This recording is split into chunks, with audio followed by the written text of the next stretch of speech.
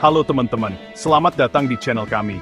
Hari ini kita akan membahas cara berternak buaya dari awal hingga akhir. Jadi pastikan kalian menonton sampai habis. Serius, ternak buaya itu bisa jadi peluang bisnis yang menjanjikan loh. Bayangin aja, dari yang awalnya cuma telur, terus menetas jadi buaya kecil. Terus kita rawat sampai gede, bisa dijual dengan harga yang lumayan.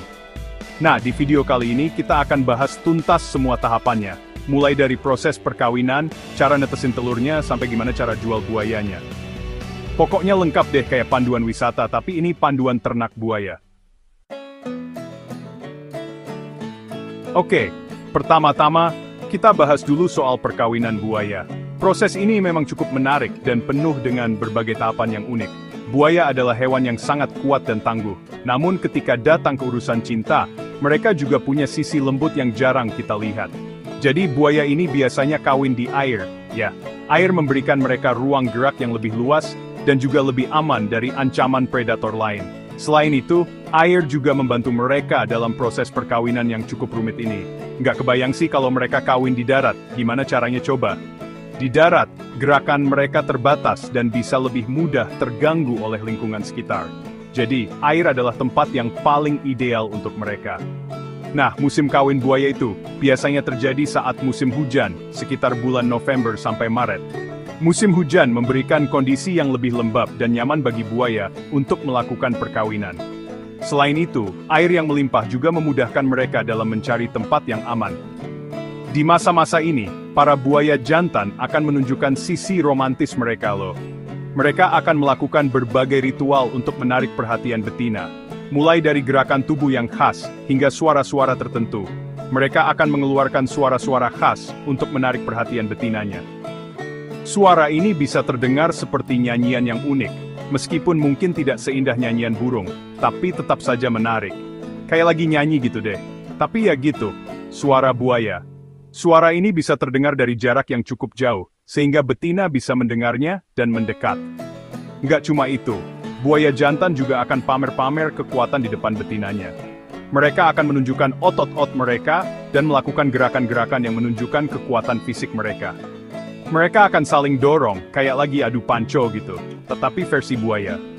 Ini adalah cara mereka untuk menunjukkan siapa yang lebih kuat dan layak menjadi pasangan. Kalau si betina udah kepincut, mereka akan melakukan proses perkawinan di dalam air. Proses ini cukup intens dan memerlukan koordinasi yang baik antara kedua buaya. Dan yang bikin deg-degan, proses ini bisa berlangsung selama berjam-jam. Mereka akan terus berada di dalam air dan melakukan berbagai gerakan untuk memastikan perkawinan berhasil.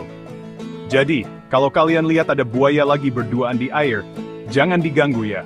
Mereka sedang dalam momen penting dan butuh ketenangan. Biarkan mereka menikmati momen romantisnya.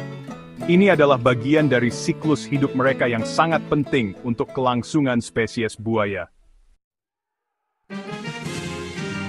Setelah proses perkawinan yang menegangkan, maksudnya romantis, tibalah saatnya buaya betina bertelur. Proses ini sangat penting untuk kelangsungan hidup spesies mereka. Buaya betina akan mencari tempat yang aman dan tersembunyi untuk meletakkan telur-telurnya. Biasanya, mereka memilih lokasi yang jauh dari predator dan gangguan lainnya. Tempat yang dipilih seringkali lembab dan dekat dengan sumber air. Misalnya, di dekat sungai atau rawa-rawa. Ini membantu menjaga kelembaban telur dan melindunginya dari panas yang berlebihan. Mereka sangat berhati-hati dalam memilih lokasi, karena kondisi lingkungan sangat mempengaruhi keberhasilan penetasan telur. Gak kebayang sih kalau mereka bertelur di tengah jalan, bisa-bisa jadi omelet raksasa. Jumlah telur yang dihasilkan buaya betina ini bervariasi, tergantung dari jenis dan ukuran tubuhnya. Buaya yang lebih besar cenderung menghasilkan lebih banyak telur. Rata-rata, mereka bisa menghasilkan sekitar 30-80 butir telur loh. Jumlah ini cukup banyak, mengingat tantangan yang harus dihadapi oleh telur-telur tersebut. Bayangin aja, kalau semua telur itu menetas, bakal jadi pasukan buaya yang gak terkalahkan. Namun, kenyataannya tidak semua telur akan menetas. Biasanya, hanya sekitar 50% dari telur-telur tersebut yang berhasil menetas. Banyak faktor yang mempengaruhi keberhasilan penetasan, termasuk suhu dan kelembaban. Selain itu, predator alami seperti burung dan mamalia kecil juga sering mengincar telur-telur buaya. Oleh karena itu, buaya betina sangat protektif terhadap sarangnya. Proses penetasan sendiri juga tidak selalu berjalan lancar. Kadang-kadang, kondisi lingkungan yang tidak ideal bisa menyebabkan telur gagal menetas. Namun, ketika semua berjalan dengan baik, kita bisa melihat keajaiban alam saat bayi-bayi buaya mulai keluar dari telur mereka, siap menghadapi dunia yang penuh tantangan. Nah, setelah buaya betina selesai bertelur, tugas kita selanjutnya adalah menyelamatkan telur-telur itu dan memindahkannya ke tempat penetasan yang lebih aman. Proses ini harus dilakukan dengan hati-hati, karena telur buaya itu rapuh banget, gampang pecah kalau nggak dipegang dengan benar. Setelah dipindahkan, telur-telur tersebut harus diletakkan di dalam inkubator, dengan suhu dan kelembaban yang terkontrol. Suhu ideal untuk penetasan telur buaya adalah sekitar 30–32 derajat Celcius. Jangan sampai salah setting suhu ya, karena kalau terlalu panas atau terlalu dingin, telur-telur itu nggak akan menetas. Proses penetasan ini biasanya memakan waktu sekitar 80–90 hari. Selama itu kita harus rajin-rajin mengecek kondisi telur dan memastikan suhu dan kelembabannya tetap stabil. Setelah melewati masa inkubasi selama berminggu-minggu, akhirnya momen yang ditunggu-tunggu tiba juga. Telur-telur buaya mulai menetas dan muncullah bayi-bayi buaya yang lucu dan menggemaskan. Tapi jangan salah, walaupun masih kecil, bayi buaya ini udah punya insting predator loh. Mereka udah bisa memangsa ikan-ikan kecil dan hewan-hewan air lainnya. Nah, tugas kita selanjutnya adalah merawat bayi-bayi buaya ini sampai mereka tumbuh besar dan siap untuk dijual.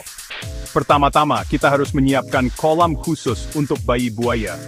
Kolam ini harus dilengkapi dengan sistem penyaringan air yang baik dan tempat berjemur yang cukup. Oke, teman-teman, setelah buaya-buaya kita tumbuh besar dan siap panen, tibalah saatnya untuk proses penbolahan. Proses ini adalah salah satu tahap yang paling menegangkan dalam budidaya buaya. Penbolahan buaya memerlukan persiapan yang matang dan tim yang terlatih. Kita harus memastikan semua peralatan siap dan tim sudah memahami tugas masing-masing. Proses ini memang terdengar menyeramkan, tapi tenang aja, kita akan melakukannya dengan cara yang aman dan manusiawi. Setiap langkah telah dirancang untuk meminimalkan stres pada buaya dan menjaga keselamatan tim. Pertama-tama, kita harus memisahkan buaya-buaya yang akan dipanen dari kolam mereka. Ini adalah langkah awal yang sangat penting. Proses ini harus dilakukan dengan hati-hati, agar buaya-buaya tersebut tidak stres. Kita menggunakan jaring khusus dan teknik yang telah terbukti efektif. Setelah itu, kita akan membius buaya-buaya tersebut menggunakan obat bius khusus. Obat bius ini akan membuat buaya-buaya tersebut tertidur selama beberapa saat, sehingga kita bisa melakukan proses penbolahan dengan lebih mudah dan aman. Setelah buaya-buaya tersebut terbius, kita akan mengikat kaki dan mulut mereka menggunakan tali yang kuat. Hal ini dilakukan untuk mencegah buaya-buaya tersebut bergerak dan melukai diri mereka sendiri atau orang-orang di sekitarnya. Proses pengikatan ini juga harus dilakukan dengan hati-hati.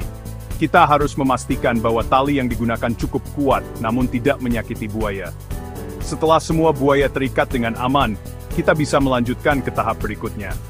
Setiap langkah dalam proses ini dirancang untuk memastikan keselamatan dan kesejahteraan buaya. Dengan demikian, kita bisa memastikan bahwa proses penbolahan berjalan lancar dan efisien.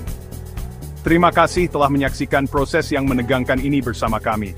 Sampai jumpa di episode berikutnya, di mana kita akan membahas lebih lanjut tentang budidaya buaya dan teknik-teknik lainnya yang digunakan dalam industri ini.